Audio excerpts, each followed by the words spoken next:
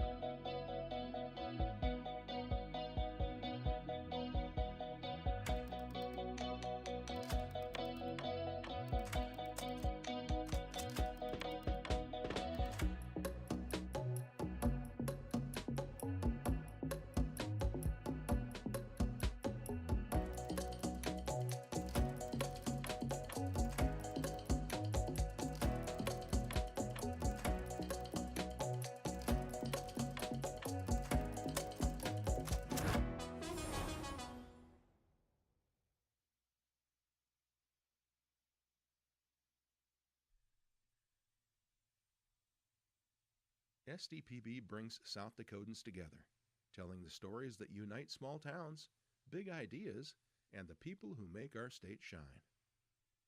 Good, useful, and full of wonder. SDPB.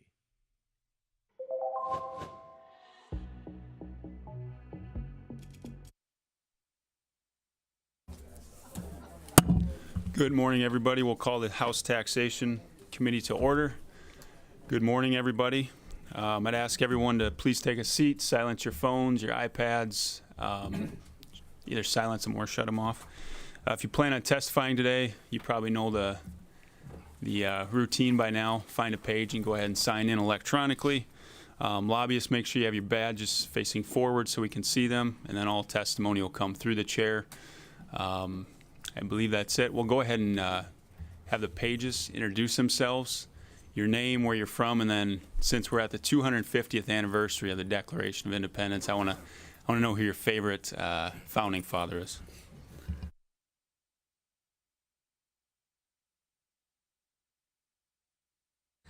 My name is Derek Thompson. I'm from Hill City, South Dakota, and my favorite founding father would probably be Thomas Jefferson. Good one, thank you.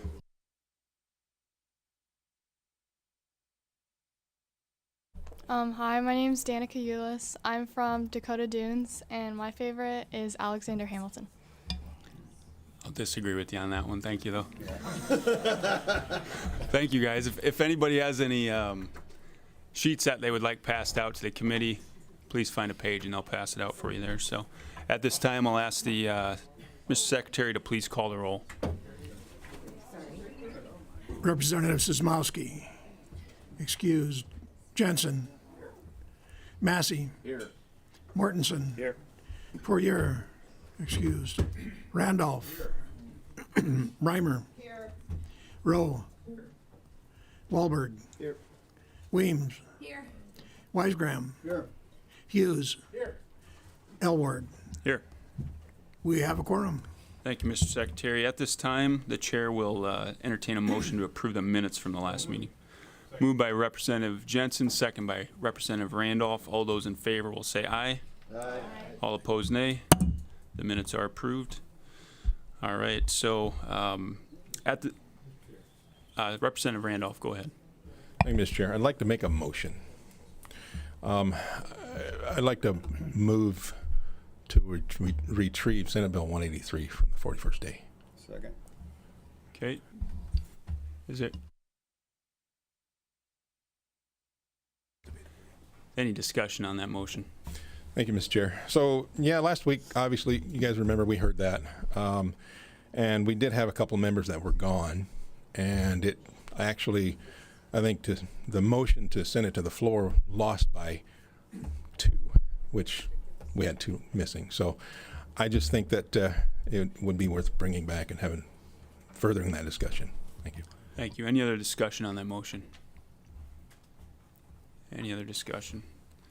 All right, the motion again is to retrieve Senate Bill 183 and bring it away from the 41st day back into the committee for discussion. Since there's no other discussion, this will be a roll call vote. All those in favor will say aye. All opposed will say nay. Mr. Secretary, please call the roll. Representative Sosmowski. Excused. Jensen. Massey. No. Mortensen. No. Poirier. Excused. Randolph. Aye. Reimer. No. Rowe. No. Wahlberg. Aye. Weems. No. Weisgram. No. Hughes. Aye. Elward. Aye. 5 yea, 6 nay, 2 excused. All right, having not received enough to get pulled off the 41st day, that motion fails. All right, we will then go to our regular scheduled agenda for today. We will go with our first bill that we have up this morning, Senate Bill 208, require the award of certain disbursements to prevailing owners and taxpayers in appeals of property classifications or assessments. We'll take proponent testimony. Good morning, Senator. Thank you, Mr. Chair and members of the committee. Amber Hull, State Senator, District 30. This is a bill that I actually realized after looking at the statute. So originally, attorney's fees were only awarded to a county if they prevailed. But yet, if the taxpayer prevailed in that case, they were not put on equal footing with the county. And so after many discussions with some of the folks that represent counties, we came to this negotiation, I guess you could call it. So if you've never actually been a part of a property tax assessment or classification appeal, there's 2 steps that you have to go through at the administrative level before you ever get to circuit court. So before we ever get to the place that this bill is about, you're already going through 2 steps that the county can correct itself before you ever get to the point of being in court where attorney's fees could ever be awarded for either party. Currently, right now in statute, again, if the county won at that 3rd step, the county could get their attorney's fees back. And the important thing to remember on both sides of the equation right now, we're talking about taxpayer dollars, either directly from the taxpayer or taxpayer dollars that were paid to the county that are now being paid back to the county. And so it's kind of, hard to think about it in that context, but I just want us all to remember that. And so what we've ultimately landed on is that to keep it so that if the taxpayer does not prevail, that the circuit court must award disbursements to the county. So if the taxpayer loses, the county must get their award. Now, if the taxpayer wins, and they win by 20% change, or they change the classification of their property, they must as well. So it puts the county and the taxpayer at a must if it's 20% or more. If the taxpayer only changes their assessment by 20% or less, it's a may. It gives the court the option or the discretion to change that. And we added that in there because originally we were only going to award fees to the owner if the assessment changed by 20% or more. But if you think about how high home assessment prices are now, 20% for folks that have a home that's worth more than $500,000, we're talking about a lot of money. And so a significant change could still be more than 20% or less than 20% of their evaluation and worth pursuing. And then there was some consternation over in the Senate, and I just want to address this head on.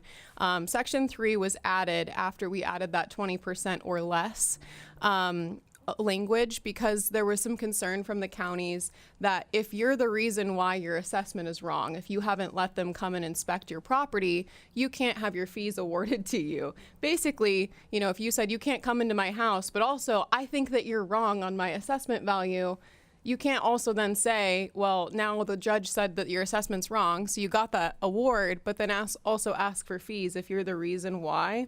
And there was some concern that that was you know, a Fourth Amendment problem or something like that. But in the court, you have, you know, due process rights as well. And again, going back, this is taxpayer dollars on both sides of the equation here. And you can't be the one suing and saying, county, you're wrong, give me fees if you're the reason why your assessment is wrong, because you've not allowed them to come and prove that their number is correct. And so with that, I'll stand by for further questions. Thank you. Thank you, Senator. Any other proponent testimony on Senate Bill 208? Good morning. Good morning, Mr. Chairman, members of the committee. Roger Tellinghuse, and registered lobbyist for the South Dakota County Officials or County Commissioners Association. Excuse me. Just want to get up and express our support for this bill in its present form. We worked closely with Senator Hulse in arriving at the language that's before you today. And we understand what motivates this bill. We also, of course, are concerned about counties being required to reimburse attorney's fees in situations where maybe they're not necessarily appropriate, or where the outcome is really less than what, you know, the squeeze didn't justify the juice. So for those reasons, we'd ask your support of the bill in its present form. Thank you. Thank you.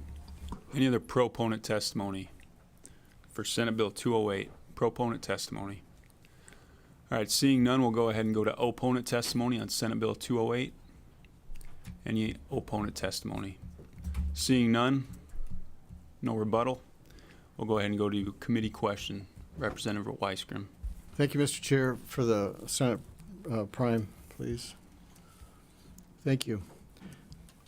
Was there a certain instance or a motivation to bring this bill, Senator? Mr. Chair. Go ahead. No, there was not a single case or a certain constituent that came to me for this, but I was realizing that, you know, how do we fix some of the problems with property taxes in our state, right?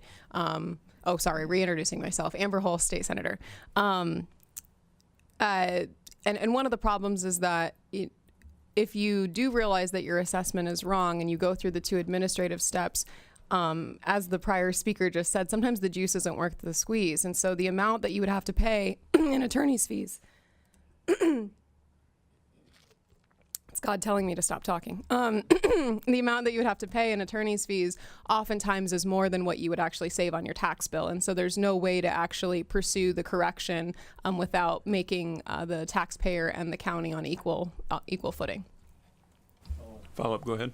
This isn't in the bill, but you indicated that there's 2 steps before you even would get here. And just for my own information, can you tell me what those 2 steps are?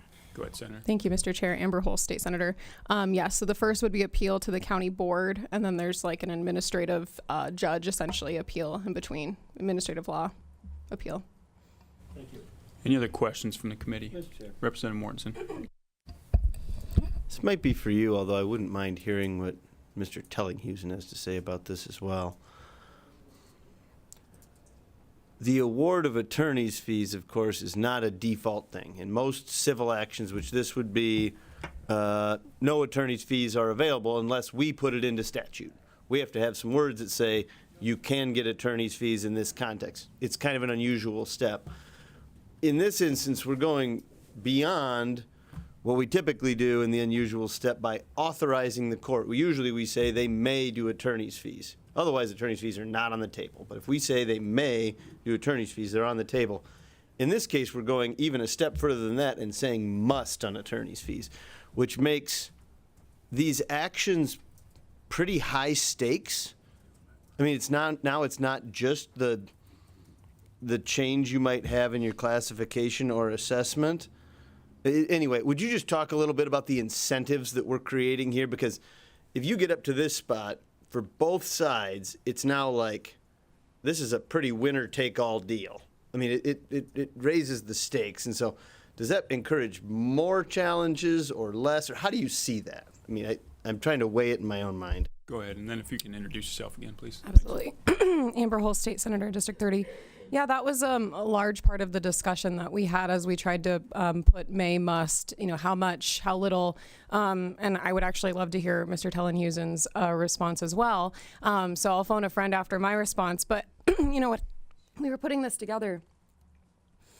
If you had it as a may, many taxpayers, at least that I talked to, didn't feel like they could go for it, because you have to realize that you're fronting the attorney's fees. Like you get them awarded to you after the fact, but you still have to put up that money, at the beginning. And so if you're putting up that money at the beginning and then you don't know what the outcome's going to be, the county may win ultimately.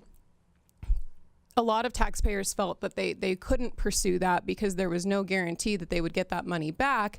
And they were, correct. They had the proof, they had the evidence that they were correct, but they were fearful that, they weren't going to get those fees. In the end, the judge would say, well, thanks for proving that you were right, but we're not going to award you fees. And so that's where that must came in. And then to the county as well. They're having to defend potentially taxpayers who are very zealous, that may be completely incorrect. This is a very, complicated process.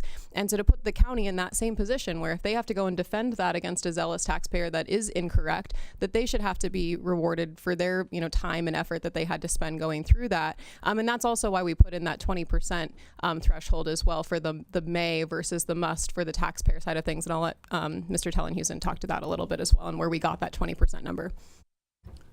Thank you.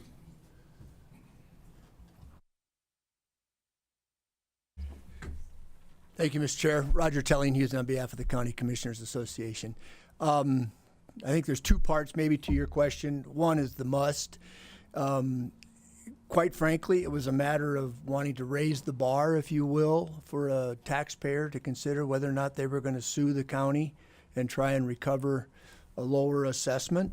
And the current law says the court may award county attorney's fees. Keep in mind, the county's attorney's fees are taxpayer dollars too.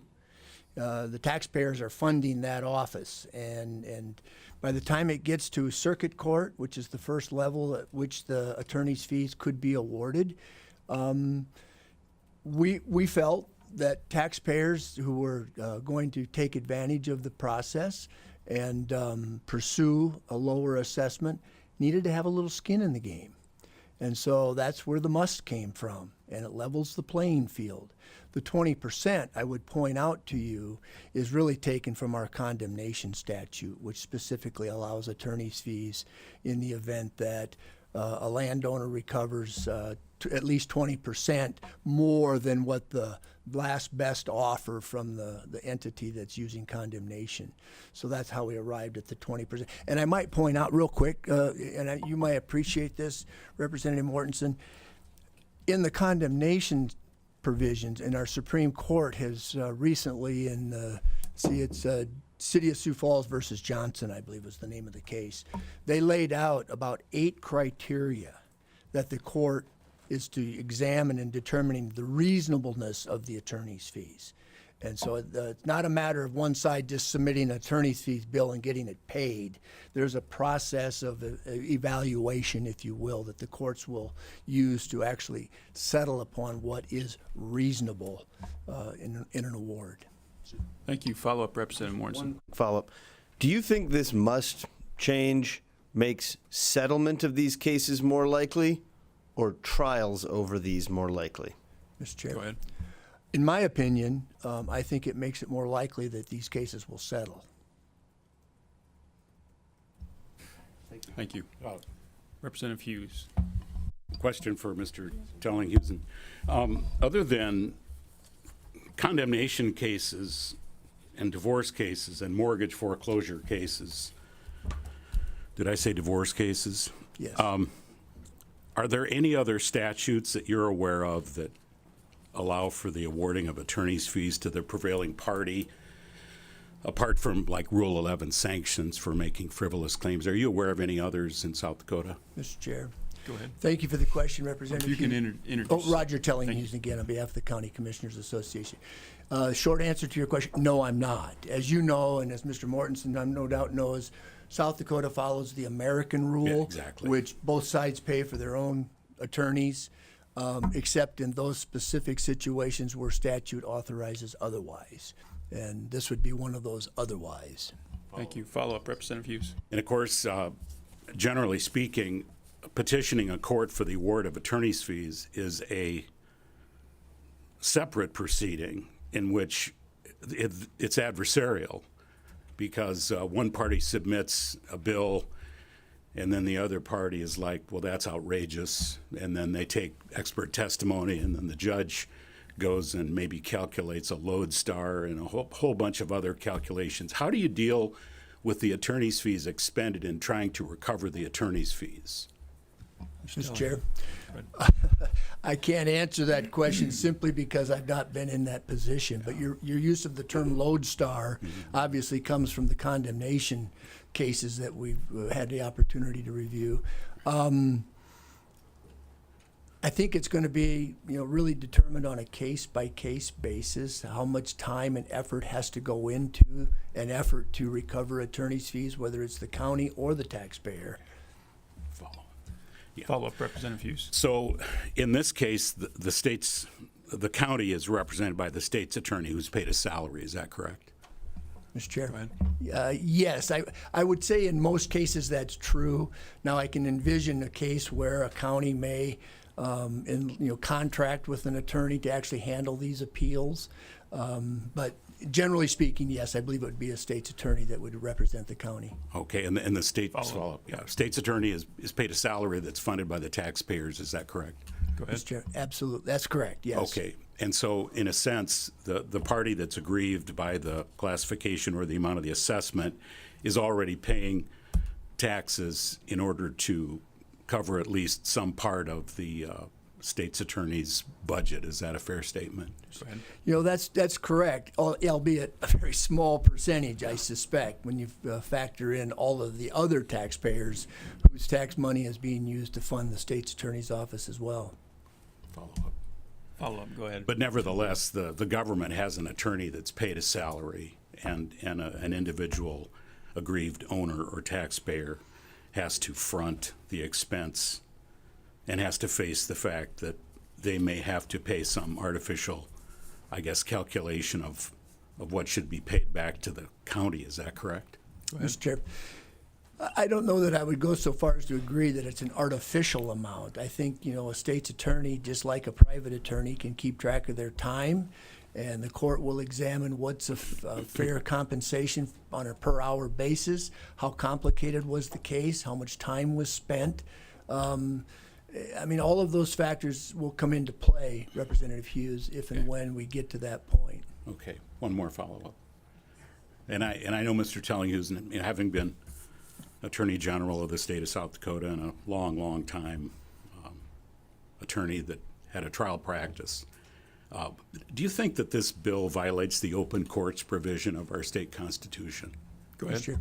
No, I don't. It clearly statutorily does not prevent someone from going to court. It doesn't place an undue burden upon them, but it does require a taxpayer who wants to challenge their assessment or their classification to, is the squeeze worth the juice? There's the potential that you might have to pay attorney's fees back to the county if you're not successful. So I think it requires a fair evaluation of the merits of your case before you proceed. Now, keep in mind, by the time you get to circuit court, you've already gone through two other processes where your case has been heard and decided upon, apparently not in your favor if you're appealing it to circuit court. So I think there's an opportunity for taxpayers to evaluate the strength of their case before they make that decision to go to the next step, which could then carry the costs of the county defending against that case.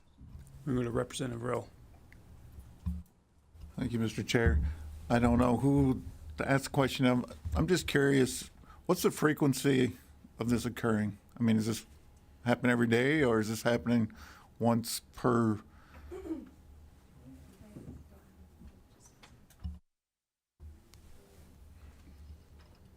Mr. Chair, Amber Holst, State Senator, District 30. I don't have the exact number of cases across the state that happen every year, but again, for a taxpayer to have to get through the first two steps and actually appeal to circuit court, it is more rare than those other types of appeals that are at the county commission level, and those are frequent. But that's the first step that is more frequent, and for someone to get this far. But I don't have the exact numbers of how many cases like this statewide would happen off the top of my head. I can look into that though, Representative Rowe. Follow up. All right. Any other questions from the committee? Representative Hughes, go ahead. I have a burden of proof question.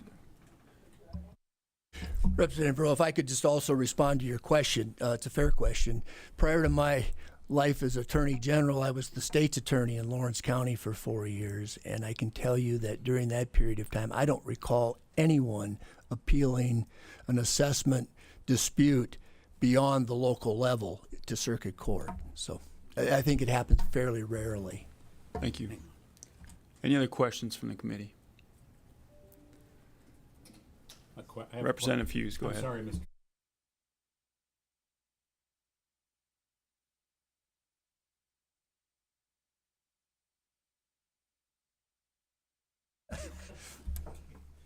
Mr. Chair. All right, I have a burden of proof question. I mean, okay, we go through these two appeals, and now we're in circuit court. Do the prior rulings, assuming they're against the aggrieved owner or taxpayer, do they carry a presumption of correctness? How's that allocated in circuit court? Mr. Chair, Introduce yourself one last. Roger Tellinghusen, Association of County Commissioners.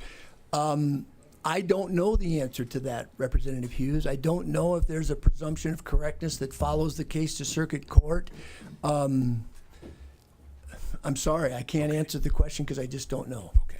Thank you. So, it could be de novo on the record, or okay. Right. Thank you. Any other questions from the committee? All right, seeing none, we will go to committee discussion on Senate Bill 208. Committee discussion. Discussion and/or action. Representative Hughes. Okay, thank you, Mr. Chair. When I read 208, my blood got chilled. Because I imagine that I'm an aggrieved owner or taxpayer, or somebody walks in my office and they want to challenge, and they believe they have a good case. And maybe they have a personality conflict with the county officials, and or maybe there's just a number of escalations. I mean, here's the disconnect I'm having. Did we not pass an Olympic averaging bill to throw out the high and the low value, which means there's something wrong with the assessment process that needs to be adjusted? And so as we sit here, and I'm thinking of obligating the court must award attorney's fees. Wow. That could be thousands. It could be tens of thousands. I think, man, most lawyers today with inflation, when I was practicing 40 years ago, the senior partners billed $175 an hour, and now to keep up with inflation, they're in the $500 and $600 an hour range. I don't know how I do not consider the states, the county government, and a taxpayer to be on an equal footing, and this makes my blood run cold. I think it's chilling, and we should never equate governmental action on the same level as the aggrieved person who has to front all the time and expense and energy, while the state's attorney's, cashing his paycheck her paycheck every couple weeks.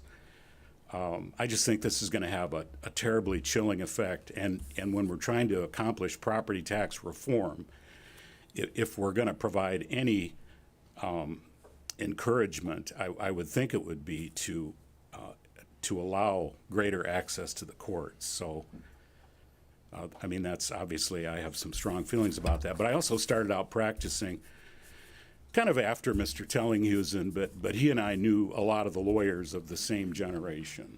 And we ardently defend the American rule, which is when you go to court, you're not penalized by paying the other side's attorney's fees unless it's a condemnation, a divorce case, or a mortgage foreclosure, or it's a civil rights case. And those are, I mean, we don't follow this rule.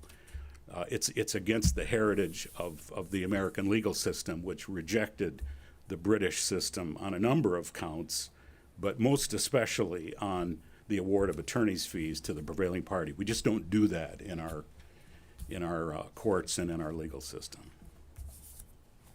Any other discussion from the committee? Representative Mortensen. You know, our system today is imbalanced. I mean, if you look at the statute that we're amending, the first one in Section 1, and you click through into what it is today, it's one sentence, and it says that attorney's fees may be awarded, but only if the taxpayer loses. In other words, we've got an imbalanced system today. You know, the incentive structure of the must kind of scares me for the reason that you just said, which is the risk is kind of all on the individual, because the outlay of attorney's expenses for a full-time staff attorney, now, that's probably only true in 15 counties. The rest of these counties are either on contracts or might, you know, I mean, they don't have full-time attorneys in a lot of these counties. I do think moving this to a level playing field makes some sense. It is ratcheting up in a way that struck my eye when I read it as unusual. That must language is very unusual through the statutes on attorney fee awards. I do think there's merit in this. I also, you know, we have an instance here where the prime sponsor has worked with folks who I assume were the opponents of this bill in its first draft, and now we have only proponents here today.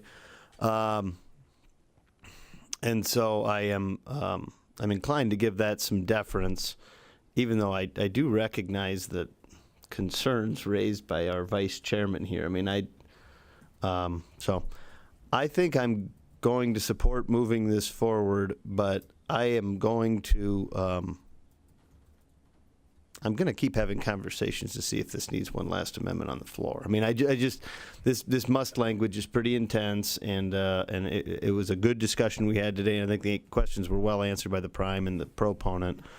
But this is a good change. But it's important to know that right now the field is tilted like this, and this moves it a little more this way, but it also kind of raises the bar or drops it or something, right? I mean, it's doing two things. The first one I think we all agree with. The second one, though, we got to make sure is right. But for now, I'm good to move this forward. Representative Randolph. Thank you, Mr. Chair. I'm not a lawyer, and so I always take interest in listening to when there's two lawyers on the committee that kind of are asking a lot of the questions and kind of not necessarily a dialogue back and forth, but the interesting progression of through the legal mind and portion of that. The thing I want to do is toss the human element back in. And the term or the phrase is the squeeze worth the juice, or the juice worth the squeeze, however you'd phrase that. And I think part of that is just simply that. A taxpayer who thinks that their assessment's wrong, they're going to have to evaluate whether or not they have the evidence to actually go forward. Is it worth going forward with it? Now, you know, there's an unknown. Yeah, maybe the judge might look at something and say, oh, no, sorry. But that's part of going through the process. And even if you're talking with a lawyer, the lawyer should be helping you understand, yeah, you actually have a good case here, or maybe you don't. And I think that's got to be part of the thing that we remember to put back in. Yeah, you're right. The must kind of turns it into higher stakes. But that human element of them evaluating, I think, is important to make sure we use that as a filter as well. So I'm going to support it, but I think that's important. Any other discussion? Mr. Chair. Go to Representative Weems, and then we'll go to Representative Hughes. Thank you, Mr. Chairman. Well, I've sat on both sides of the of the appeal process for assessment. And so I kind of see it from both sides, and I'm not sure of any cases that I know from when I was in the time that got elevated to this level. You know, usually there was enough proof that was presented at the assessment hearing for awards to be changed and maybe brought more in line. And so, and in fact, my own assessment that was incorrect was corrected. So I'm not sure how many go to this level. And so I'm probably going to be a no on this just because I'm not sure that we know that there's a significant problem. Thank you. Representative Hughes, go ahead. Okay. Number one, on line 9, the prior discretionary award of attorney's fees is if the appellant does not prevail. And so that would apply to either the state, the county, or the aggrieved owner or taxpayer. So I disagree. I think the existing statute is very much in balance because the court has discretion if the party appealing to court does not prevail. Secondly, I need to urge on you, it's so important that lawyers speak up on these issues. We're talking about due process rights. No citizen shall be deprived of life, liberty, or property without due process of law. Classifications and valuations affect property rights. And I will never agree that prior administrative proceedings are equal to a court process. You've got a completely unbiased, independent judge who pays his own taxes or her own taxes. And so I'm going to move to, well, I would like to make a motion, and maybe there's some wisdom in this, but we're dealing with constitutional rights, and we're dealing with just going to say it. We're dealing with bureaucrats. We're making judgments about the assessments of administrative people whose job isn't necessary. It's to equalize, but it isn't necessarily to be certain that every individual taxpayer has the full benefit of an independent examination. So whenever it's appropriate. Any other discussion from the committee? All right. Representative Randolph, no? Go ahead, Representative Randolph. I have a question, but I'm not sure. Okay. Any discussion and/or action from the committee? Discussion and/or action on Senate Bill 208.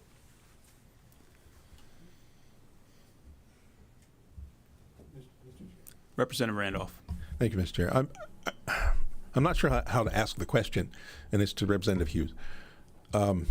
So as a lawyer, you're going to have to help me figure out what I'm trying to ask you. Okay. I don't know if that's fair or not, but so are you saying that the step that you would get to before getting to the actual, because you go to the county, the commission, and basically make an appeal of the assessment on your property, the taxes. They can say yes or no. If they say no, then the next step would be to appeal the ruling of the county commission to the circuit court. That's, now I asked. Representative Hughes. I'm sorry. Yes. Yeah, I believe there's a Board of Adjustment representative as an intermediate step. Okay, Mr. Chair. Go ahead. As a denial, or as a denial, you mean, as far as that's concerned? And Representative Hughes. Well, there would be a Board of Adjustment that's appointed generally by the government of the local entity, and they can hear appeals, and then they make a decision, and then a taxpayer has so many days to appeal to circuit court after that point. It's kind of like planning and zoning. You know, you go through that whole administrative process, and then eventually there may or may not be a court remedy, but there usually is under our statutes. Representative Randolph. Thank you, Mr. Chair. Well, the reason I stumbled over that is because I appealed something, and there was no Board of Adjustment. We went to the court. So that's kind of where my question was coming in with that, as far as like, maybe are you saying, so based on my scenario, are you saying that the step as far as the appeal, or not necessarily the appeal, but the denial of the commission on your, how do you want to say that? Okay, you go to the commission, say, I think this is wrong. They say, nope, sorry, you're wrong, and they deny your appeal, if you will. Next step would be county or the circuit court. That's based on my scenario. Are you saying that that step is, and this is where I'm trying to figure out how to ask the question. When you were just describing, before I asked you the question, what part of that were you having trouble with? Well, it's because I live in a world where I regularly encounter arbitrary and capricious actions. And I mean, it's just, I'm not here to indict. I mean, there's some lovely, wonderful people that work for our county governments. But I've also seen a lot of unpleasantness, okay? And that's when they come in my door.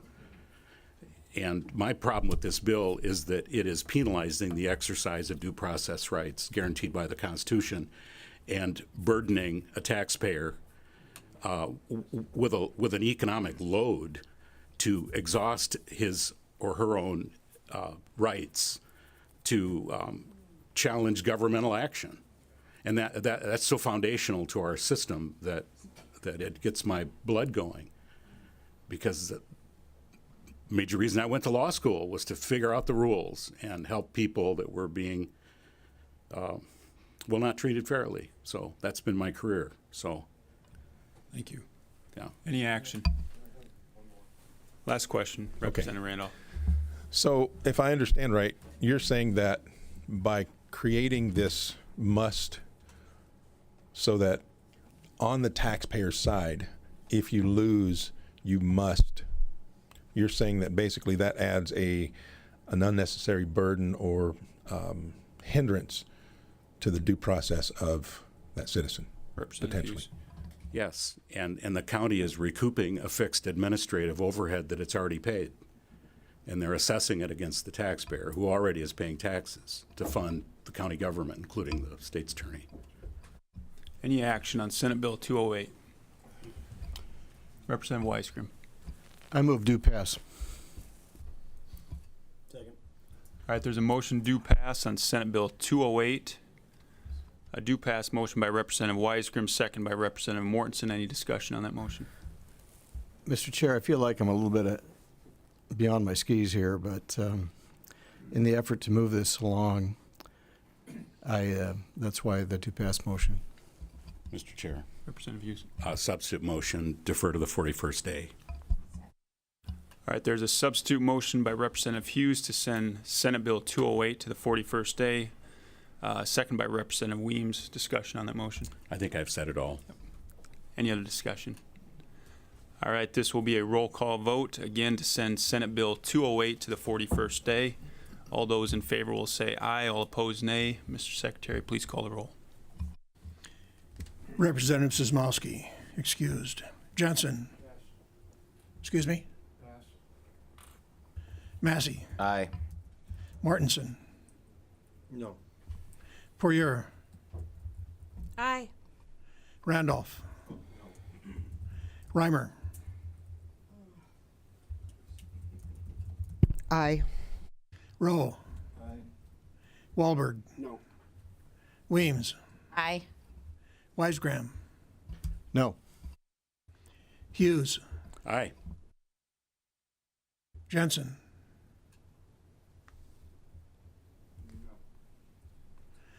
Elward. Aye. 7 yeas, 5 nays. Representative, Yeah, I want to change my vote. Representative Reimer. Okay. Two, nay. Nay on the 41st day. 6 yeas, 6 nay, 1 excused.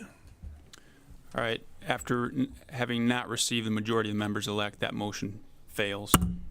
Back to the original motion made by Representative Weisgrim to send Senate Bill 208 to the floor with a do-pass motion, second by Representative Mortensen. Any discussion on that motion? No? Go ahead, Representative Mortensen. The only thing I realized is looking through the chapter when you two were talking is that the appeal goes to the County Board of the Director of Equalization, and then you can appeal from there, and either side can appeal. So I was wrong in saying that we've got it tilted like this at this point, because either side can appeal, and there is permissive attorney's fees authorized in it. So I did want to correct that as a factual matter, which you pointed out, but it does state it as the appellant. I think it is probably very likely the County Board of Equalization would most often go with the county. I would have a hard time believing counties very often appealing those, but I did want to correct my own statement on that. Representative Hughes. Well, I appreciate that. It's one of the things I really appreciate about you, Representative. We have had many good conversations. Well, what we're doing is we're burdening a taxpayer with facing substantial attorney's fees just because they want to challenge a valuation or a classification decision. And the existing system is may. I trust the courts on these types of issues. We are going to have judges that are going to say, I understand, Mr. Taxpayer, you had a case, you had a good case, but you lost, and I must award attorney's fees. And so here's a bill for $7,500 from Pennington County. And that's what we're doing to our taxpayers. And so if you're freedom loving, this is due process rights. This is property rights, folks. If this passes, I guarantee you, we will have a horror story or two. And despite the fact that the proponents of the bill can't point to any abuse that led to this bill. So don't we follow the if it ain't broke, don't fix it rule? So. Any other discussion on the motion? All right, again, we have a do-pass motion to send Senate Bill 208 to the floor, made by Representative Weisgrim, second by Representative Mortensen. All those in favor will say aye. All opposed, nay. Mr. Secretary, please call the roll. Representative Sosmowski, excused. Jensen. Pass. Massey. No. Mortensen. Aye. Poirier. No. Randolph. Reimer. No. Rowe. No. Wahlberg.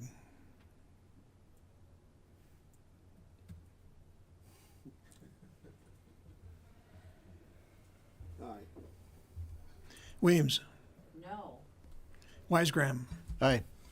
Hughes. Excuse me, Jensen. No. Oh, Hughes. no. Elward. No. 4 yea, 8 nay, 1 excused. All right, after failing to receive a majority of the members-elect, that motion fails. Any other action on Senate Bill 208? Mr. Chair, Representative Hughes. move to the 41st day. We are, We've already done Oh, I'm so sorry. Okay, you're right. Yep, gotcha. Representative Hughes. Move to table. Second. All right, there is a motion to table Senate Bill 208 made by Representative Hughes, second by Representative Mortensen. Any discussion? I think we've had some good discussion, but wanted to open it up anyway. So this will be a roll call. Non-debatable. That's right. Thank you for the reminder. This will be a roll call vote. All those in favor will say aye. All opposed, nay. Mr. Secretary, please call the roll. Representative Sosmowski, excused. Jensen. Massey. Aye. Mortensen. Aye. Poirier. Randolph. Reimer. Rowe. Wahlberg. Weems. Aye. Weisgram. Aye. Hughes. Aye. Elward. Aye. 12 yea, 0 nay, 1 excused. All right, after receiving a majority of the members elect, that bill is now tabled, Senate Bill 208. Thank you. We will move on to our last bill of the day, Senate Bill 228, modify provisions for a tax increment financing district. We'll take proponent testimony. Good morning, Senator. Well, good morning, Mr. Chair and House Tax Committee, Mr. Stewart, Mr. Chick. Good to see you. You know, 228 strengthens the guardrails around tax increment financing in South Dakota. It does not eliminate TIFs. It ensures they're used responsibly, transparently, and with proper financial oversight. The one thing I just want to recognize here is the process that took place. Sometimes you've heard the term model legislation. And I think what happened with creating this bill is model process. We took a very complex and contentious subject matter like TIFs, and all of the stakeholders from very opposing viewpoints got together and went through the concerns with TIFs and using TIFs, and came up with this bill. And so I just want to recognize those parties real quickly. Ms. Rankin, Mr. Wadsworth, and Senator Howard were really kind of the leads on working through this process with myself, and there were several others. But what I think I'm going to do, because this is complicated, I'm going to try to break down a few of the sections, because each section addresses the TIFs in a different way. And so if you bear with me, and I'll try to go through it as fast as possible and still leave time for other proponents. Section 1 talks about the discretionary formula. So this is not to be confused with discretionary grants. Okay, it's a separate property tax abatement. This section states that any property inside a TIF cannot use the discretionary formula. So if your building is in a TIF district, you won't get the additional county tax reduction formula on top of it. Basically, no double dipping. Okay. Section 2 updates how the county auditor calculates the extra levy used to make school districts whole when TIF districts or abatements reduce taxable value. Section 3, it updates the definition of contiguous. The current definition has some gray area that allowed for meandering districts that did not fit in the original intent of a district. The change in definition prevents large meandering districts and ensures the captured increment is related to the actual project costs. So what that means, the districts will be more compact and communities won't be able to draw snaking districts to capture unrelated increment. Section 4 just clarifies that a district may not split a single parcel or property. Section 5, creating a TIF district. Currently, cities may only have 10% of their total assessed value included in a TIF. Section 4 reduces that to 7.5% for first-class municipalities. All other classes stay at 10%. This is important for smaller communities that have lower or less total assessed value. Section 6, overlapping districts. Currently, districts can overlap if their boundaries aren't identical. Going forward, districts cannot overlap with an existing district unless all affected political subdivisions agree by a joint resolution. What that means, no more overlapping of TIF districts unless the county signs off on it. Section 7, the percentage of blight requirement. To create a TIF district, a governing body must find the certain percentage of the area that is blighted. This bill raises that threshold from 25% to 50%. Districts addressing blight will need to be more targeted. I'm going to go to Section 11, eligible project costs, establishes the requirement for a developer agreement that details the use of the discretionary grant funds that are approved by the governing body, I should add. So this creates an added layer of transparency for the city councilors and taxpayers, ensures that they have additional information that can be considered during that review process. We're getting close. Section 12, amending a project plan. This is important. Currently, a municipality can amend a TIF plan by up to 35% of the original project cost without triggering a recalculation of the TIF. This bill lowers that threshold to 25%. So there's less room to expand a TIF project budget without going back through the full review process. Section 15 and 16, I'll just touch on because I think they're really important. This section creates a new requirement for an independent third-party review. It's part of that approval process. The reviewer must be a registered municipal advisor or a licensed CPA or an independent third party with demonstrated TIF municipal experience. They cannot have any financial ties to the developer or the project. The review must include a cost-benefit analysis, projected tax impact over time, employment, housing, and economic output estimates, assessment of financial risk, and a conclusion on whether the project is financially feasible. The review must be made public at least 14 days before the governing body votes on the district.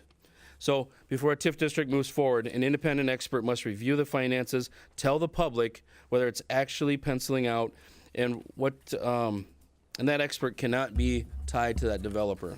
So those are the high points of this bill.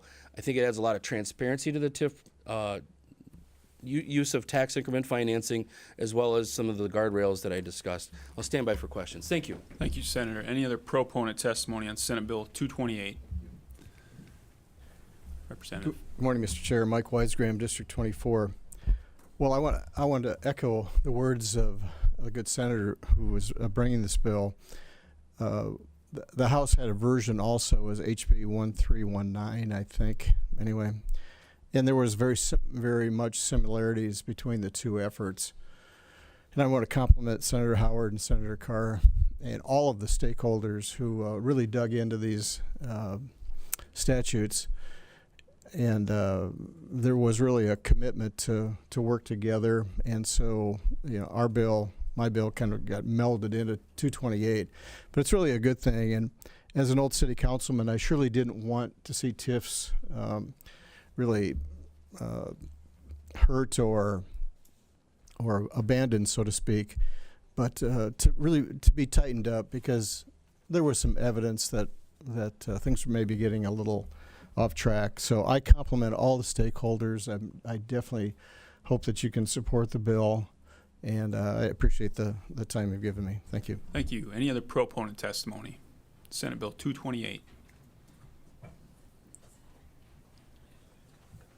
Good morning. Good morning, Mr. Chair, members of the committee. My name is Sarah Rankin, and I am the Executive Director of the South Dakota Municipal League.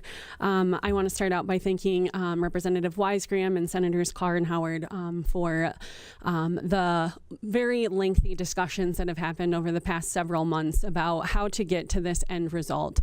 Although it's not perfect, we are all happy with it. And I think, as Senator Carr referenced, that's some pretty good policy making right there. So tax increment financing is one of the most important economic development and redevelopment tools in South Dakota municipalities. It allows communities large and small to address blight, support housing, redevelop underutilized property, and finance the public infrastructure necessary to make private investment possible. In many cases, without TIF, these projects simply would not happen. SB 228 represents a thoughtful compromise among stakeholders who sought additional guardrails while preserving the usability of the tool. We believe this bill modernizes the statute while maintaining the core structure that has allowed TIF to function successfully across the state. As the speaker mentioned, this legislation strengthens transparency and accountability in several ways, providing meaningful oversight and public confidence. At the same time, the bill preserves critical flexibility. It continues to allow governing bodies, the elected officials closest to the project, and the taxpayers to determine whether a district is appropriate. The flexibility is not incidental, it is essential. If TIF becomes overly rigid and burdensome or procedurally unworkable, municipalities will be left without a viable mechanism to address redevelopment challenges. The reality is that no two projects look the same. Rural housing looks different than urban infill. Industrial development differs from downtown revitalization. The statute must allow for those differences while ensuring accountability. SB 228 strikes that balance. It acknowledges the concerns raised about transparency and fiscal review while preserving a tool that communities rely upon to grow their tax base, improve property value, and support long-term economic vitality. From the League's perspective, this bill reflects compromise. Not every provision may be perfect for every stakeholder, but it is workable. Most importantly, it keeps TIF usable. For those reasons, we respectfully ask for your support of Senate Bill 228. Thank you for your time. Thank you. Any other proponent testimony?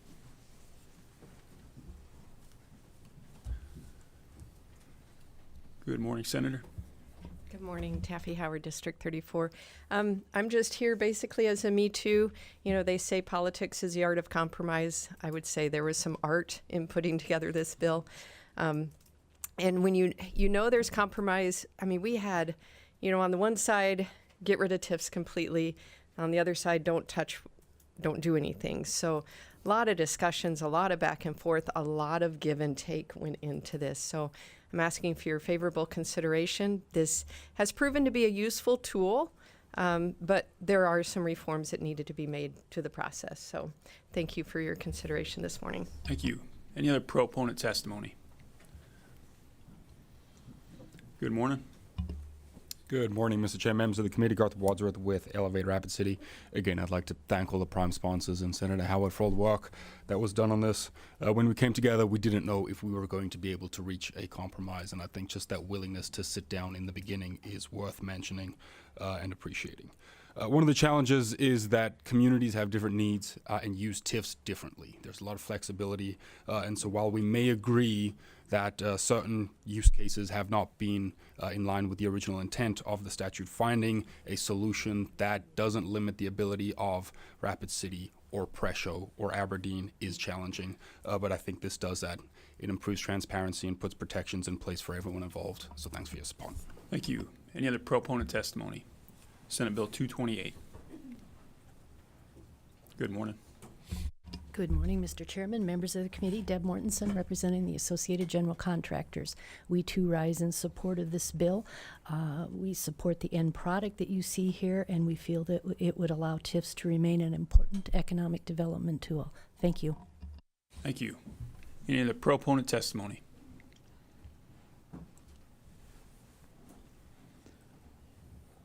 Good morning. Good morning. My name is Chris Jacobson, and I serve as the Executive Director for South Dakota Counties, and we appreciated being part of the discussion and hope that you will give your favorable support to Senate Bill 229. Thank you. Thank you. Any other proponent testimony on Senate Bill 228?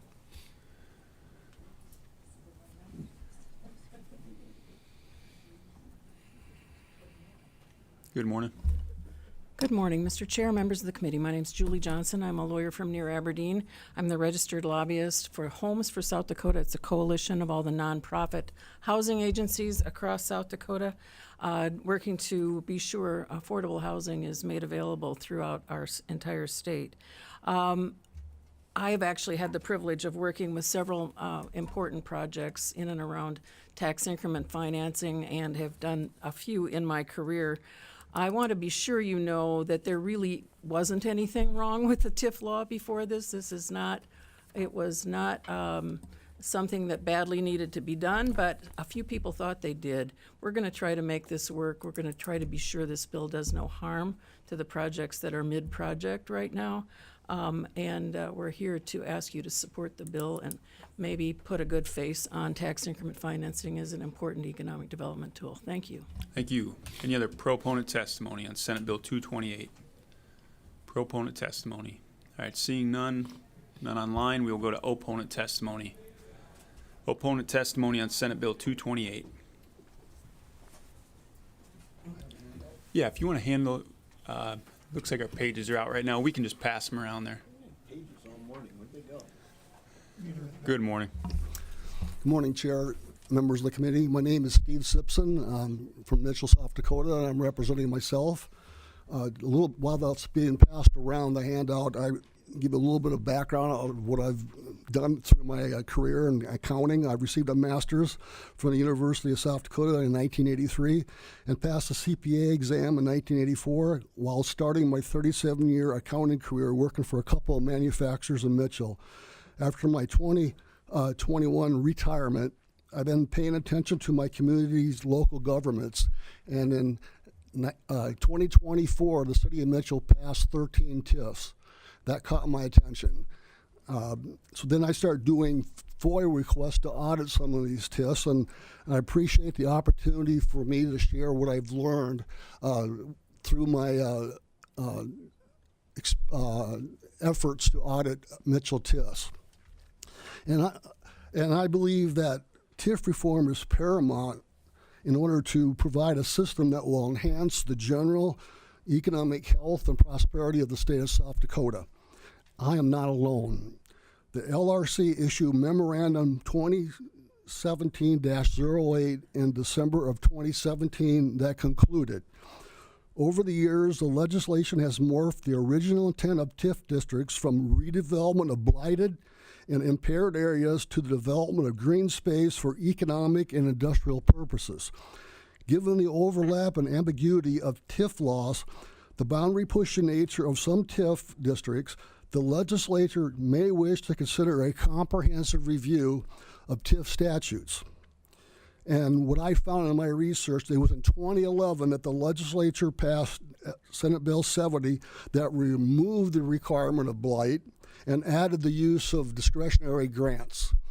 And I believe that was 6 years before the LRC provided a memorandum saying we may have a problem here.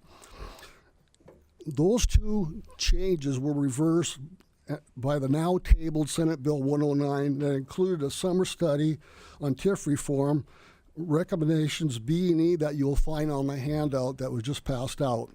Senate Bill 228 restored those two 2011 changes in order to maintain the status quo.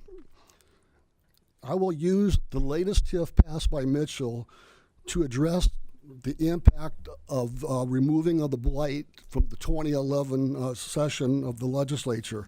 I'll do that through a November 8th, 2025 letter I sent to the Department of Revenue. And it says, I reviewed City of Mitchell's project plan for the proposed TIF District number 45. The plan included your October 23rd, 2025 letter that classified the TIF district as economic development. South Dakota Codified Law 11-9-8 includes this. Not less than 25% by area of the real property within the district is a blighted area, and this is where the 2011 change comes in. They add or not less than 50% by area of the real property within the district will stimulate and develop the economic welfare and prosperity of the state. I go on to note to the Department of Revenue, page 3 of the 45 project plan states, the primary objective TIF 45 is to create an event venue development located within the city of Mitchell that provides economic, social, and cultural value to the community of Mitchell. On page 5, it goes on to say the event venue is projected to draw from neighboring communities and cities, included but not limited to Sioux Falls, Madison, Yankton, Brookings, Chamberlain, which are all within a 100-mile radius from the Mitchell community. I point out to the Department of Revenue, since the plan is to benefit primarily Mitchell by taking economic activity away from other South Dakota businesses, this proposal plan does not meet the requirement that it will stimulate and develop the general economic welfare and prosperity of the state, and should not be classified as an economic development TIF, as it does not provide new growth for South Dakota. The Department of Revenue responded with this. The department's classification is based on the definition of economic development in South Dakota Codified Law 13-13, which is the state aid portion of our statutes, which includes areas with commercial or industrial activity as defined by the local governing body. The language you reference from South Dakota Codified Law 11-9 relates to project plan requirements. We have not yet received the project plan from TIF number 45 and cannot comment on its content. First, the Department of Revenue admitted that they are not providing oversight regarding the TIF statutes on South Dakota Codified Law 11-9. Senate Bill 228 is not requiring that oversight. Second, how could the Department of Revenue provide oversight without the project plan? So I sent a FOIA request to the Mitchell finance officer asking what exactly was sent to the Department of Revenue regarding the pre-submission for classification purposes. The response from the city administrator, the preliminary classification was submitted and requested by the developer, not the city. So we do not have information to provide. I have received similar responses from the city's administration on FOIA requests as to actual project costs regarding dissolved TIFs. Hiding data behind the corporate veil lacks transparency, and this is accomplished with the use of discretionary grants that came into the South Dakota scene in 2011 with the passage of Senate Bill 70. The project plan for TIF 45 has details regarding the project costs to be financed with the TIF. The contract shows a total of those costs as a discretionary grant. And then Section 6 of the contract states, it is understood by the parties that the developer may spend all or any portion of the approved TIF funds designated towards the event venue as set forth in Section 3 above its sole discretion as the developer shall determine, and in sole discretion the amounts, if any, which shall be spent from the TIF funds for public improvements in the tax increment district. This means that both the debt and the actual project costs are not public records, making the grant pass-through a means to use the corporate veil to eliminate transparency to the public in these public-private partnerships. Senate Bill 2218 is maintaining the current status quo of South Dakota and repeating California's TIF history. I will provide some research from the University of Southern California Law School 2014 study titled Redevelopment in California, the Demise of TIF-Funded Redevelopment in California and its Aftermath. It begins, California was the first state to embrace the use of tax increment financing for redevelopment and the first state to abandon it. And the study says cannibalization is a marketing term that refers to competing projects or firms draining market share from each other. New development increases the supply of space but does little to increase long-term aggregate demand for space, goods, and services. The mantra, build it and they will come, rarely works, except to shift already existing demand from one location to another. And then there's a 2018 Lincoln Institute of Land Policy study by David Merriman titled Improving Tax Increment Financing for Economic Development. And it states on page 43, Swinson concludes that California's decision to end TIF may have been a wise decision because evidence showed that TIF did not stimulate economic development and significantly diverted resources from both the state and the local governments. And that's exactly where South Dakota is at today. They're following the history of California. I have much more I could discuss, but out of respect for the committee's time and to allow others to weigh in, I will end by thanking the committee for allowing me to participate in this process. If we want real TIF reform, I would suggest hoghouse in Senate Bill 228 and inserting the language from Senate Bill 109 so that we have an opportunity to have real TIF reform that has meaning in the state of South Dakota in order to preserve and enhance the economic health and prosperity of our state. Thank you. Thank you, Mr. Stand by for Simpson. questions. Thank you. Any other opponent testimony? Good morning. Good morning, Mr. Chair and committee. Well, ordinarily, you'd probably expect to see me on the other side of this issue because, yes, as you are well aware, very recently, let me just give you kind of a timeline. First of all, oh, I'm sorry, I didn't introduce myself. This is Tonchi Weaver. I am a lobbyist for South Dakota Citizens for Liberty.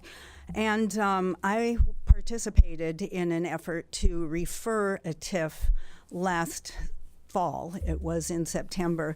But prior to that, the legislature had convened an awful lot of meetings across the state.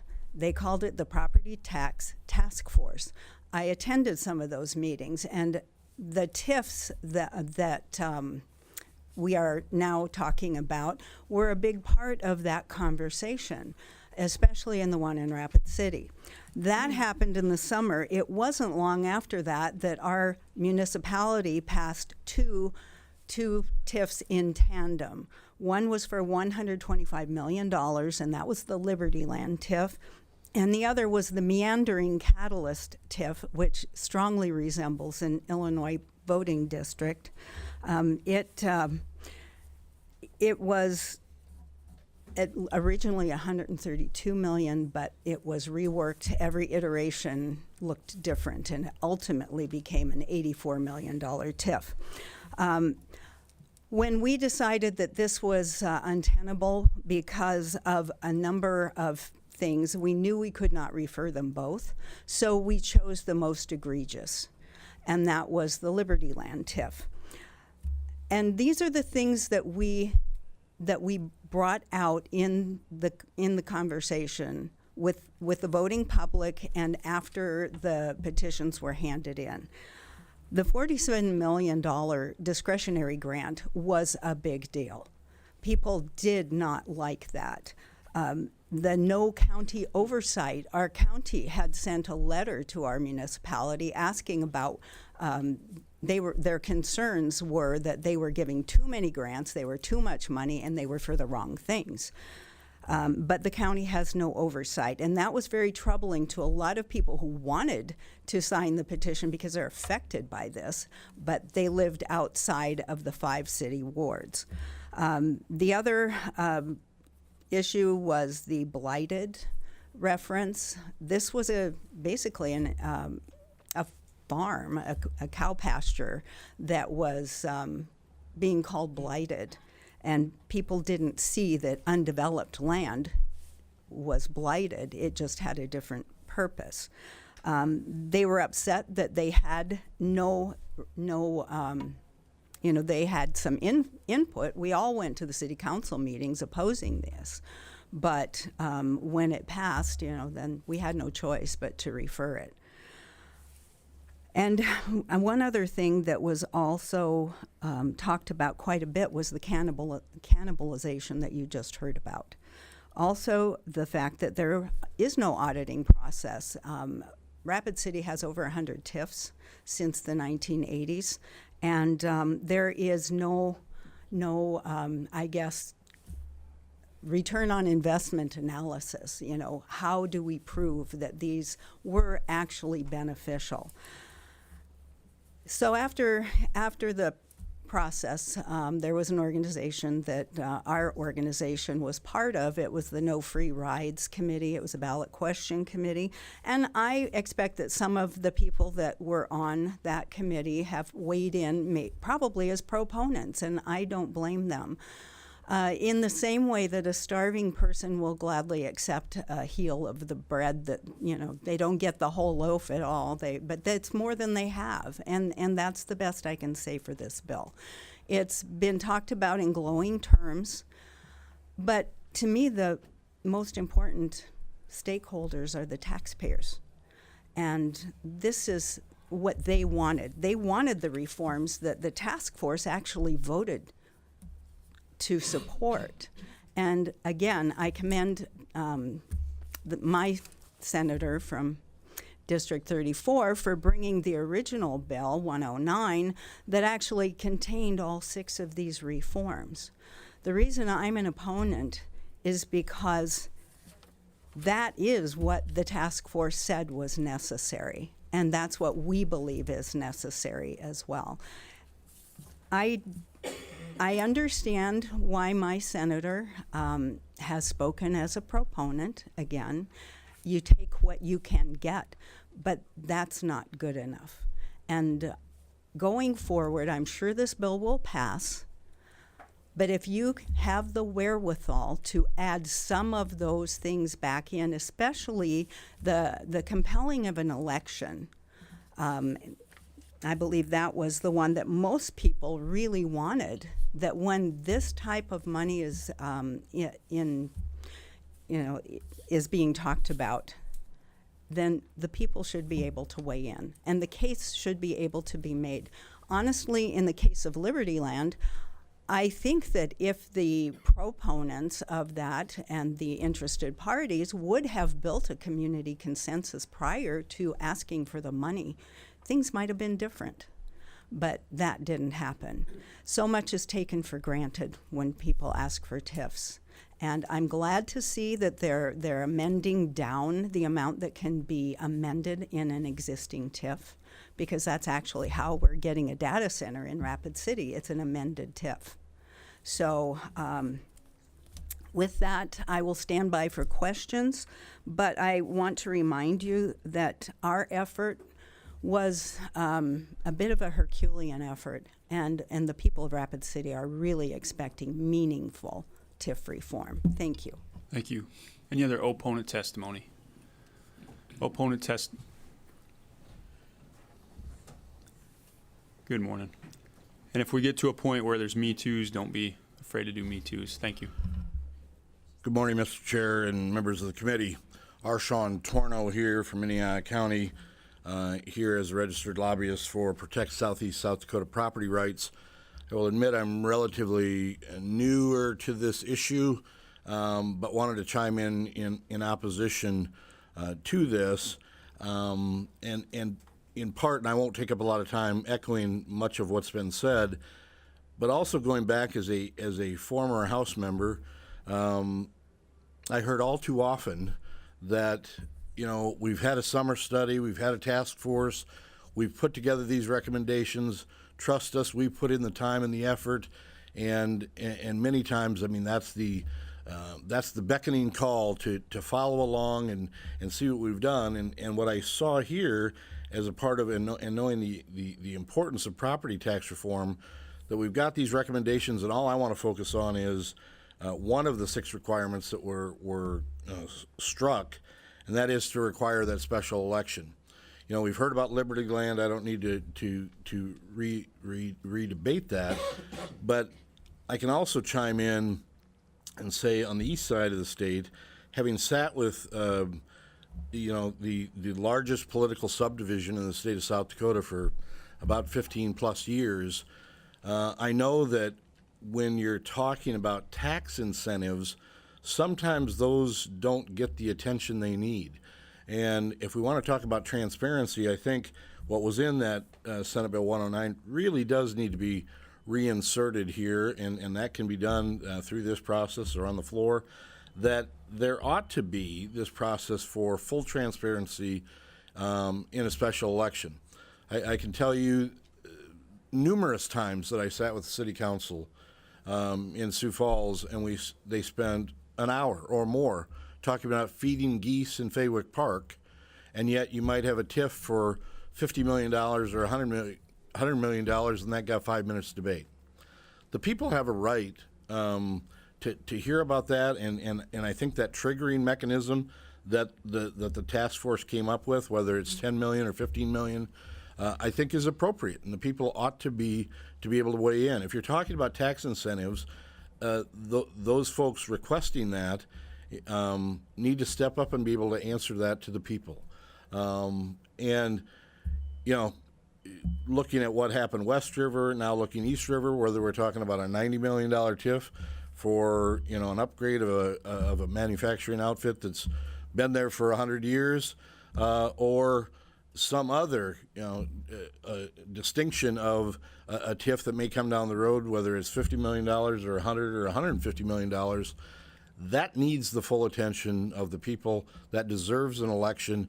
That ought to be in this bill if we're going to be fully transparent, and we would ask you to either oppose the bill or amend it appropriately to get that important transparent aspect back in this bill. And I think that's a fair compromise, with all due respect to the senator, for all of the people of South Dakota. Thank you. Thank you. Any other opponent testimony? And just ask if it's repeated information, just go ahead and go on me too. Good morning, sir.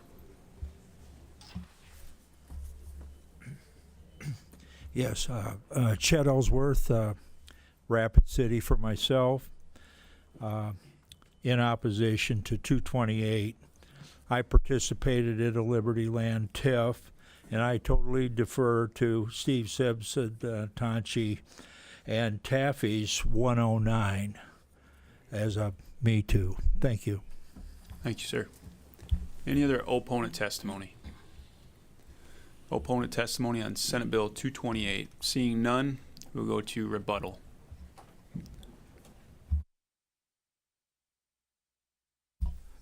Mr. Chair, members, Senator Chris Carr, District 11. Thank you for the discussion. It's been an ongoing discussion. Like I said, this is a very controversial topic.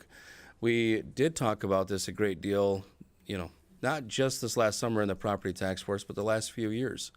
We know that there's some that believe we shouldn't have any TIFs. We know that there are others that believe it's a very valuable tool for developing our communities. When the rubber meets the road, this is the bill that makes common sense, transparent changes, puts guardrails in place, has oversight. It makes a lot of really good changes and requirements. The third-party review, no double dipping. There's a lot of good things. I'm sorry it doesn't go far enough for others. You know, I also wanted some of these other recommendations, but this is the process. When the rubber meets the road, this is how this works in the legislative session. I can't say enough how much I appreciated folks sitting down and working together. They have very opposing views. We don't always come out with an outcome. Sometimes it's just like, well, we're going to walk away. But there was a lot of respect shown for all sides in this to come together and come up with some compromises. And yes, there's a few things that aren't in here, but there's a lot of really good protections and still preserves the ability to use that tax increment financing in certain situations. Stand by for questions. Thank you. Thank you, Senator. We'll go ahead and go to committee questions. Any questions from the committee? Committee questions. Representative Rowe, I knew there were some questions. Probably for the prime. You're looking at section 15. You go to pretty extensive lengths to identify who can and who can't provide the review. Just wondering how you landed at that grouping.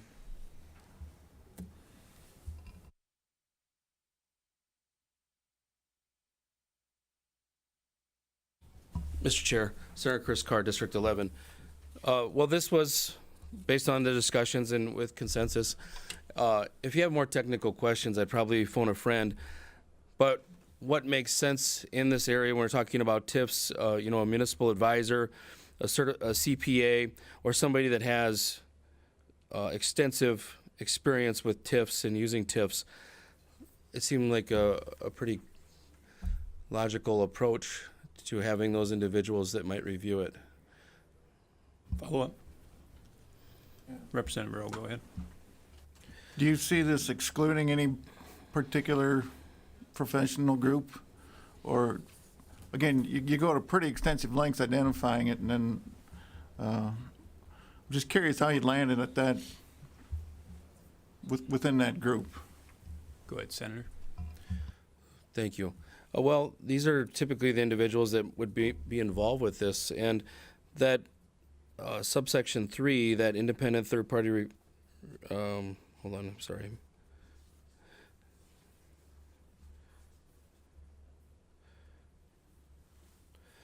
I'm looking for the exact language, but that's why it does open it up to somebody who's considered an expert in TIF usage and analysis, so that it opens it up. So maybe there are some other individuals that aren't a CPA or municipal advisor.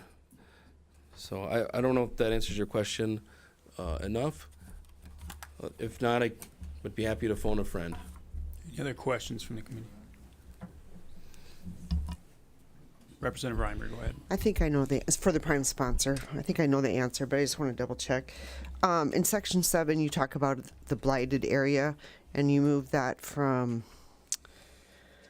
25 to 50%. By doing that, does that impact smaller communities negatively at all? Mr. Chair, go ahead. I'm just going to phone a friend. I want to make sure That's you right. get the best answer possible. I'd probably ask for Mr. Wadsworth or whoever would like to come up. Mr. Wadsworth, would you like the question repeated? Sure. Go ahead, Representative Reimer. Yes, thank you. Section 7, you moved the blighted area from 25% to 50%.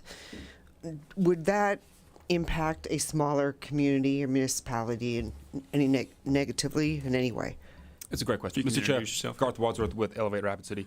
I think preserving the flexibility and the use cases across different communities was one of our top priorities.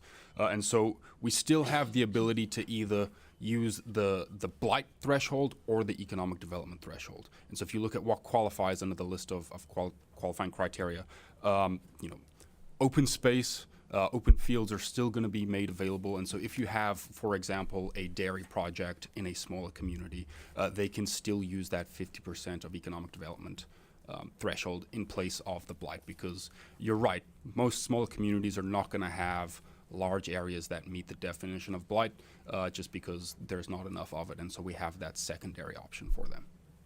Good. Any other questions from the committee? I'll ask, or you got one right away. Go ahead. I'll have a question quick, and then we'll, for Senate Prime here. And I know you kind of went through this right away when you introduced the bill, but just again for the public, because I'm one of those that side on the side where I don't really like TIFs. But I understand the process. You know, you got a lot of give and take here. If you can just list again the top for the folks like myself that don't care for TIFs. Yeah. What are some of the things that head in that direction that would, you know, maybe satisfy a person like me? If you can just kind of highlight those again, please. I'll try to do it really succinctly, Mr. Chair. This is Senator Chris Carr, District 11. It prevents the double incentives. I talked about the double dipping right away. It limits excessive exposure of the tax base. It strengthens the blight standard. It prevents overlapping districts without agreement. It requires contractual transparency for grants, and it mandates independent financial review. Those are all very significant changes in the process of utilizing and implementing a TIF. Thank you. And just a quick follow-up on that. When you came to the, you know, the table, I guess, to work with folks, correct me if I'm wrong, it's my understanding that the other side really, they were happy with the way things were. Is that correct? And they didn't want to change. So therefore, I mean, you got these as, if you want to call them wins, Mr. if that Chair, makes sense. Yeah, I'll go back to Senator Howard mentioned the art, but yeah, there's definitely stakeholders that are happy with the current TIF process. Like I said, it's a spectrum, and these things usually are. There's folks that are really happy with it, would like to probably utilize them more. There's folks that don't believe we should have anything as far as utilizing TIFs in our development process. This definitely takes, you know, I think it would probably a lot of compromise on those that really like TIFs and want to use TIFs. Gave up a lot of, a lot of discretion, and this creates a lot of transparency and some serious guardrails.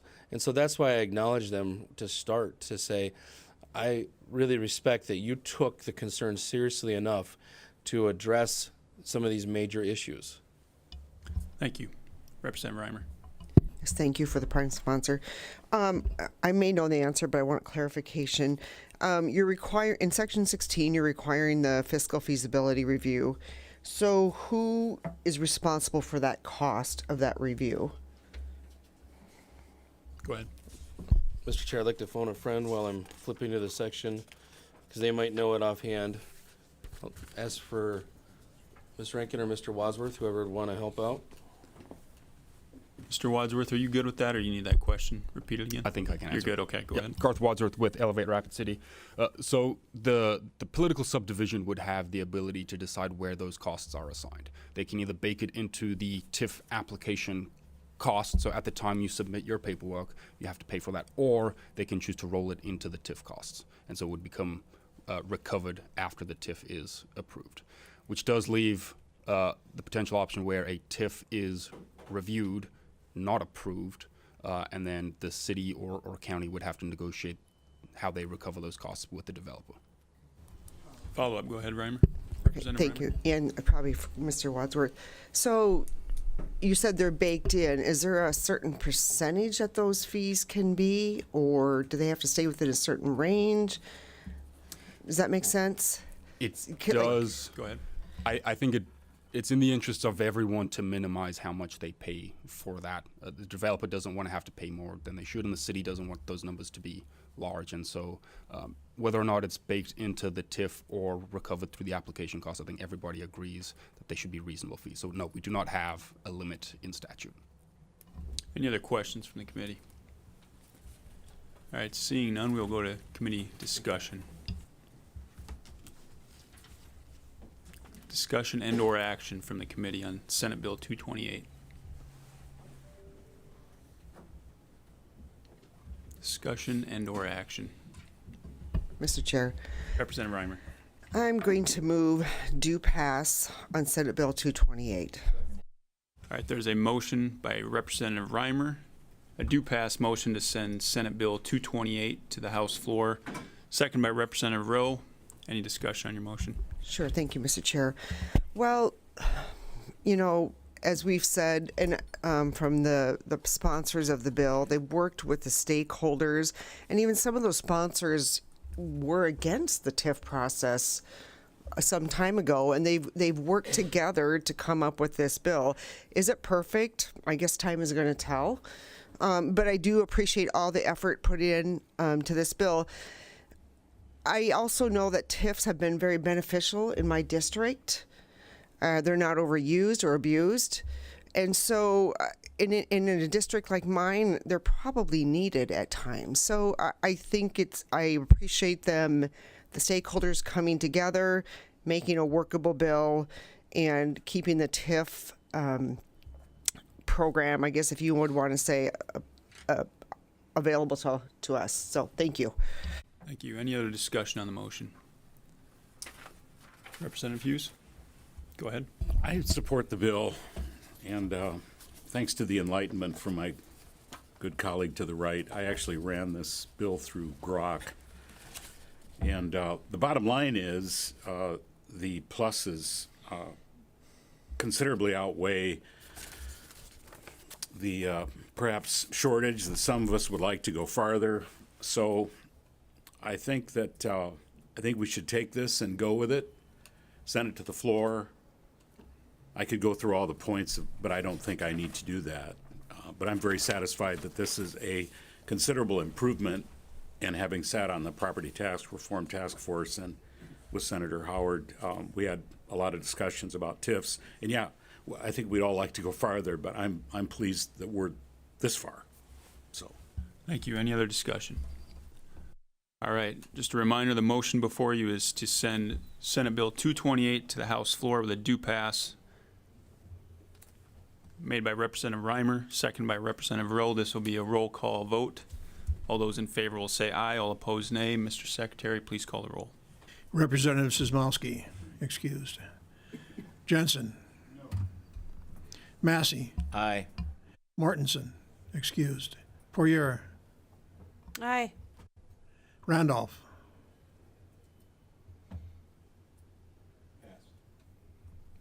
Reimer. Aye. Rowe. Aye. Wahlberg. Aye. Weems. Aye. Weisgram. Aye. Jensen. No, excuse me. Where did I have my pass there? Randolph. Hughes. aye. Elward. Aye. 9 yea, 2 nay, 2 excused. Thank you, Mr. Secretary. After receiving a majority of the members elect, the due pass motion passes and heads to the floor. All right, that takes care of our agenda for the day. Hold on one second. We will not have any bills the rest of the session. So anything else from the committee before we go on? You say we're done with bills? There are no other bills? No other bills? Mr. Chair. Representative Weisgram. Well, being a former chair of a committee, I just think you did a really good job. I thought you treated people very fairly, and I, for one, appreciate the way the committee business was done. Thank you. Thank you, and thank you to the committee, and thank you to the vice chair for stepping up last week. Anything else from the committee? Okay, I'm gonna say what. Reimer. Yes, thank you, Mr. Chair. You know, I came into this committee this year. This is the first year, and I actually really enjoyed it. So thank you for welcoming me. I really like the topics, and I also think the chair did a really nice job. So thank you. Thank you. Anything else from the committee? All right, I will entertain a motion to adjourn. Moved by Representative Wahlberg, second by Representative Weisgram. All those in favor will say aye. Aye. All opposed, nay. We are adjourned. Thank you.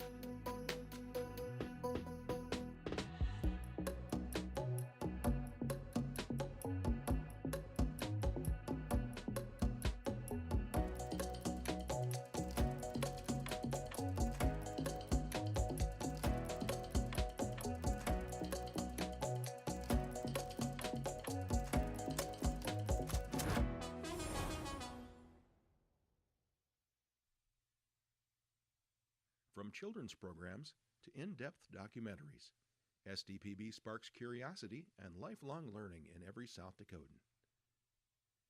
SDPB. Good, useful, and full of wonder.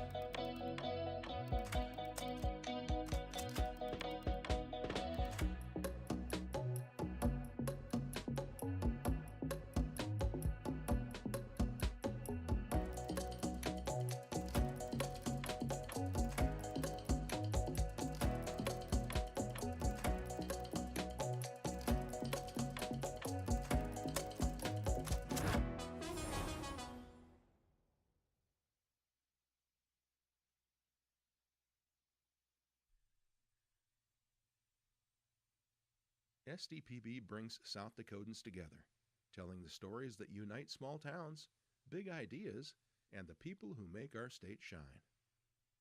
Good, useful, and full of wonder. SDPB.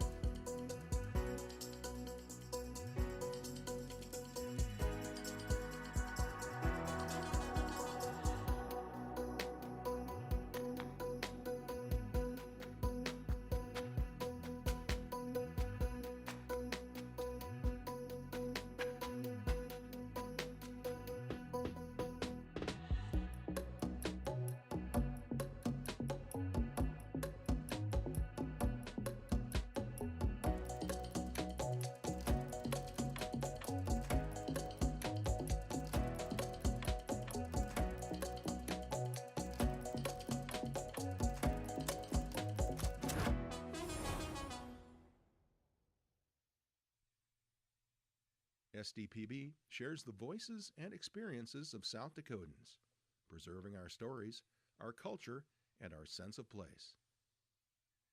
SDPB, good, useful, and full of wonder.